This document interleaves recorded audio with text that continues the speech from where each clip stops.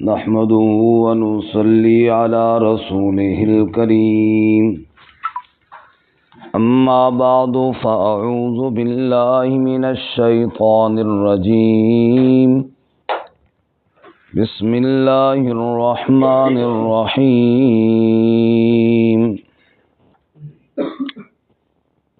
ألم يأتكم نبأ الذين كفروا من قبل فذاقوا وبال أمرهم ولهم عذاب أليم ذلك بأنه كانت تأتيهم رسلهم بالبينات فقالوا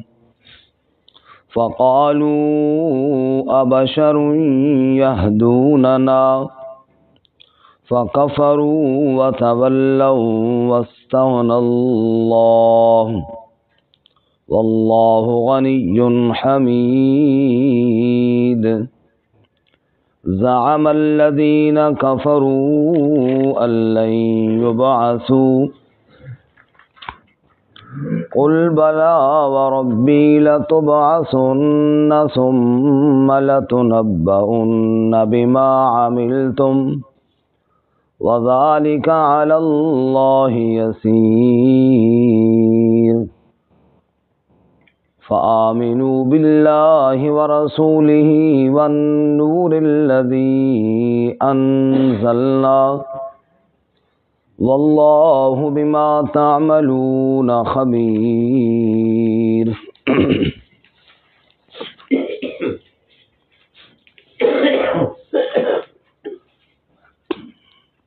الم یأتکم کیا نہیں آئی تمہارے پاس نبأ الذین کفروا من قبل خبر ان لوگوں کی جنہوں نے کفر کیا پہلے سے فذاقوا وبال امرہم پس چکھا انہوں نے وبال اپنے کام کا ولہم عذاب علیم اور ان کے لیے دردناک عذاب ہے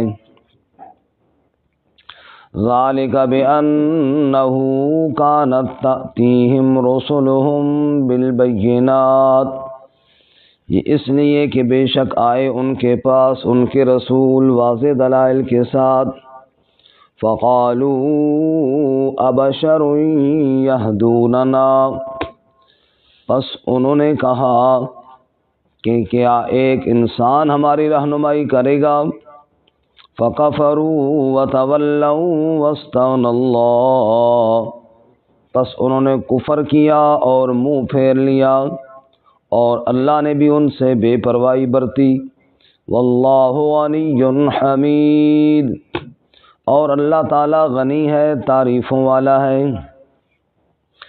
زعم الذین کفروا ان لن یبعثوا گمان کیا ان لوگوں نے جنہوں نے کفر کیا کہ وہ ہرگز اٹھائے نہیں جائیں گے قل بلا وربی آپ فرما دیجئے کیوں نہیں قسم ہے میرے رب کی لتبعثن تم ضرور اٹھائے جاؤ گے ثم لتنبؤن بما عملتم پھر تم ضرور خبر دیے جاؤ گے اس کی جو تم نے عمل کیا وَذَلِكَ عَلَى اللَّهِ يَسِيرٌ اور یہ اللہ پر بہت آسان ہے فَآمِنُوا بِاللَّهِ وَرَسُولِهِ پس ایمان لاؤ اللہ اور اس کے رسول کے ساتھ وَالنُّورِ الَّذِي أَنزَلْنَا اور اس نور کے ساتھ جسے ہم نے نازل کیا وَاللَّهُ بِمَا تَعْمَلُونَ خَبِيرٌ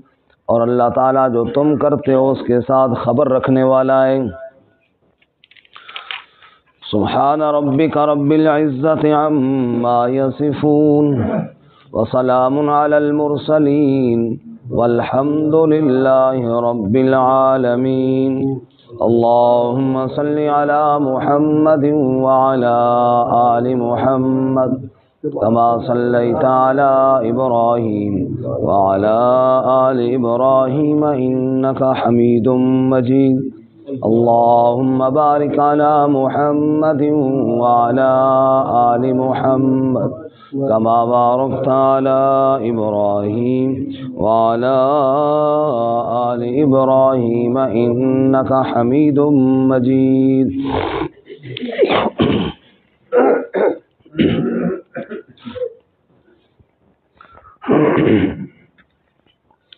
معزز سامعین، سورۃ التغابن آیت نمبر 5 سے لے کر 8 تک تلاوت کی ہیں۔ اللہ رب العزت ان آیات کے مطابق صحیح بیان کی توفیق عطا فرمائے اور ہمیں قرآن و سنت پر عمل کرنے کی توفیق عطا فرمائے۔ گزشتہ سبق میں اللہ تعالیٰ کی وحدانیت کا بیان تھا۔ کائنات کی ہر شے اللہ کی تسبیح بیان کرتی ہے۔ حقیقی بادشاہ بھی اللہ ہی ہے اور سب تعریفوں کے لائق بھی اللہ ہی ہے۔ ہر چیز پر قدرت رکھنے والا بھی اللہ ہے۔ اسی نے تمہیں پیدا کیا، بلکہ آسمانوں اور زمین کو بنایا، تمہاری صورتیں بنائیں اور بہت اچھی صورتیں بنائیں۔ وہ جانتا ہے جو آسمانوں میں ہے اور جو زمین میں، جو تم چھپاتے ہو اس کو بھی جانتا ہے اور جو تم ظاہر کرتے ہو اس کو بھی جانتا ہے۔ سینوں کے راز بھی جاننے والا کون ہے؟ اللہ۔ آج کے سبق میں تخویف ہے، یعنی ڈرایا گیا ہے، منکرین کو ڈرایا گیا ہے دنیاوی اور اخروی عذابوں سے۔ دنیاوی عذاب سے ڈرایا جائے تو اس کو مفسرین کہتے ہیں تخویف دنیاوی، اور آخرت کے عذاب سے ڈرایا جائے تو تخویف اخروی۔ اللہ تعالیٰ فرماتے ہیں جو میری وحدانیت کا انکار کرتے ہیں، جو میرے انبیاء کی دعوت سے منہ موڑتے ہیں، الم یأتکم نبأ الذین کفروا من قبل، کیا تمہارے پاس ان کافروں کی خبر نہیں آئی جو پہلے گزر گئے تھے، جنہوں نے نوح علیہ السلام کا انکار کیا، کیسے غرق ہوئے تمہیں پتہ نہیں ہے؟ جنہوں نے ہود علیہ السلام کا انکار کیا، کیسے طوفان آیا اور پوری قوم تباہ ہوئی، قوم عاد، تمہیں پتہ نہیں ہے؟ جنہوں نے صالح علیہ السلام کا انکار کیا، قوم سمود کیسے چیخ کے ذریعے تباہ ہوئی، تمہیں پتہ نہیں ہے؟ جنہوں نے شعیب علیہ السلام کا انکار کیا، قوم مدین کیسے ہلاک ہوئی زلزلے اور طوفان اور آفت آسمانی کے ذریعے، تمہیں پتہ نہیں ہے؟ جنہوں نے لوط علیہ السلام کا انکار کیا، کیسے ان پہ پتھروں کی بارش آئی اور زمین کو الٹا کر کے دے مارا گیا، تمہیں پتہ نہیں ہے؟ قارون کو کس طرح زمین میں دھنسایا گیا، تمہارے علم میں نہیں ہے؟ فرعون کو کس طرح پانی میں ڈبو کر غرق کر دیا گیا، تمہیں علم میں نہیں ہے، تمہارے علم میں نہیں ہے؟ الم یأتکم نبأ الذین کفروا من قبل، جنہوں نے پہلے کفر کیا، تمہیں ان کے بارے میں کوئی پتہ نہیں ہے؟ تم نے نہیں پڑھا کہ ان کا حشر کیا ہوا؟ ان کے حشر کو پڑھو اور عبرت حاصل کرو، اور نہ میری توحید کا انکار کرو اور نہ میرے سچے نبی کی رسالت کا انکار کرو۔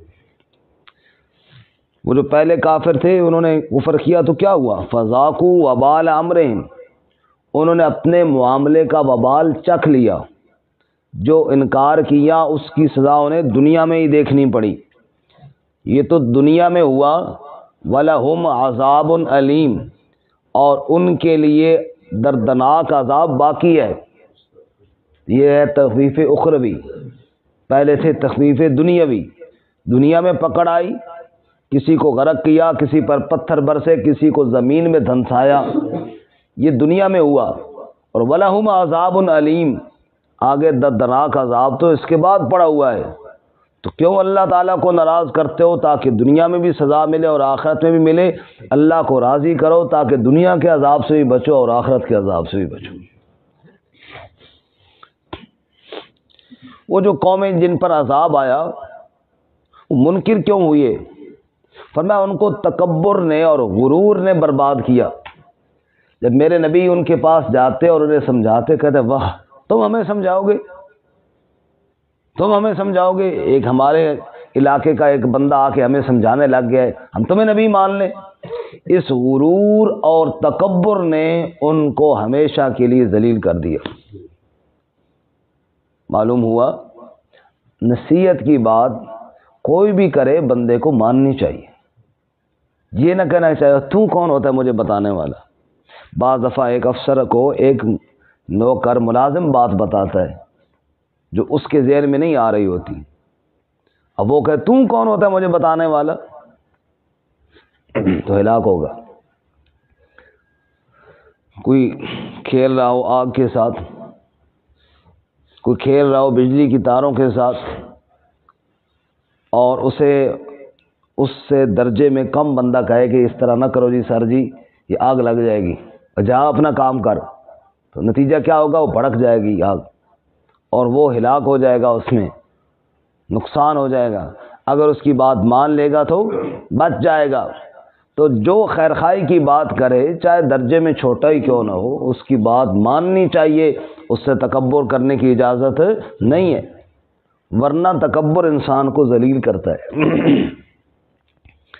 اس لیے فرمایا ذالک بأنہ کانت تأتیہم رسلہم بالبینات، یہ اس لیے کہ بے شک ان کے پاس ان کے رسول واضح دلائل لے کر آتے تھے، لیکن وہ جواب میں کہتے فقالوا ابشر یہدوننا، کیا ایک بشر ہماری رہنمائی کرے گا؟ کیا ایک انسان ہمیں سمجھائے گا؟ وہ ہمیں سمجھانا ہوتا تو اللہ کوئی جبرائیل کو ہماری طرف بھیجتا، نعوذ باللہ۔ کئی دفعہ کہتے تھے نا مکے کے بڑے بڑے رئیس نبی صلی اللہ علیہ وسلم سے، آپ کی طرف جبرائیل آتا ہے ہماری طرف کیوں نہیں آتا؟ خوب بے وقوف ہو، یہ اللہ کے نبی ہیں، اللہ کے رسول ہے، آپ تو نہیں ہو۔ لیکن وہ غرور تھا، وہ تکبر تھا۔ اور یہاں تک بعض لوگوں نے کہا اللہ کے نبیوں کو لولا یکلمنا اللہ، اللہ خود ہم سے کلام کیوں نہیں کر لیتا؟ نعوذ باللہ۔ یہ کیا تھا؟ یہ غرور تھا، یہ تکبر تھا۔ فقالوا ابشر یہدوننا، کیا ایک انسان ہمیں سمجھائے گا، وہ ہماری رہنمائی کرے گا؟ اللہ فرماتے ہیں فکفروا، تکبر نے جوش مارا اور انہوں نے کفر کر دیا، انہوں نے انکار کر دیا، وتولوا، اور منہ موڑ لیا، اللہ کی آیات سے منہ موڑ لیا، اللہ کے انبیاء کی بات سے منہ موڑ لیا۔ پھر کیا ہوا؟ واستغنى اللہ، اللہ نے بھی ان سے استغنا فرمایا، اللہ کریم نے بھی بے رخی فرمائی۔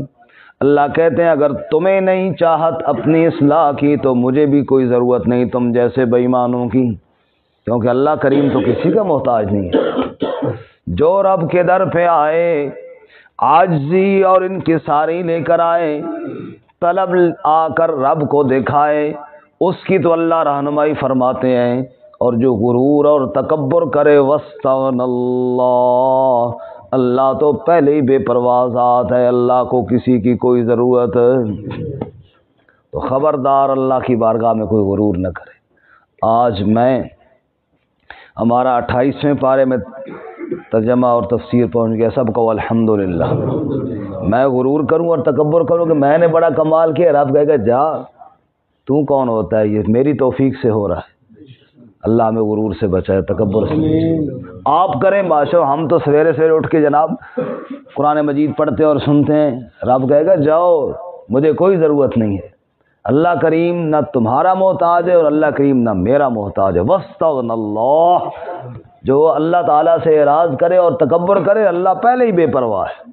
اللہ ہم سب کو عاجزی نصیب فرمائے، اللہ ہمیں تکبر سے محفوظ فرمائے، اللہ ہمیں مرتے دم تک اپنے قرآن کے ساتھ تعلق نصیب فرمائے۔ یہ اللہ کا کرم ہے، اللہ کی مہربانی ہے کہ صبح سویرے اللہ ہمیں اپنے کلام کی زیارت نصیب فرماتے ہیں۔ سب کو الحمدللہ۔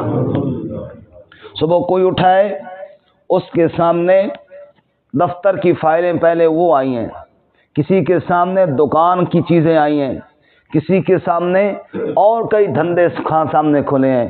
اللہ نے ہمارے سامنے اپنا کلام رکھا ہے، اس میں نہ میرا کمال ہے نہ آپ کا کمال ہے، سب کس کی رحمت ہے؟